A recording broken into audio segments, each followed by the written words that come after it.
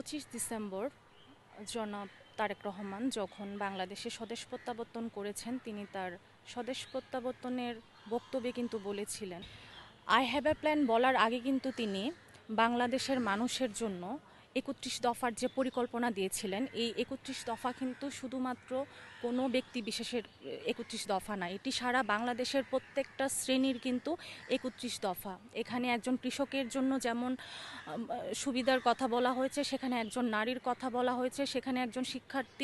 শিক্ষার্থী এবং একজন বেকারের কথাও কিন্তু বলা হয়েছে। এই 31 দফায় কিন্তু প্রত্যেকটা জাতিগোষ্ঠীর মানুষের কথা বলা হয়েছে। আমরা দেখেছি বিশেষ করে 1971-এর স্বাধীনতার পরে দেশ যখন এক ধরনের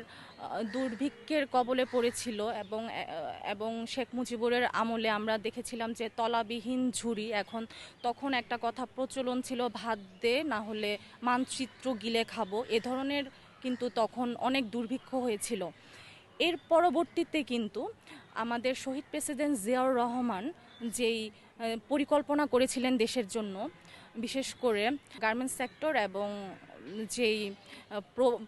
বিদেশে যে প্রবাসী পাঠানোর যেই কর্মসংস্থান তিনি শুরু করেছিলেন, এরপরে কিন্তু বাংলাদেশে এ ধরনের আর কোনো সরকারই আসলে আর তৃতীয় কোনো আর বাংলাদেশের মানুষের জন্য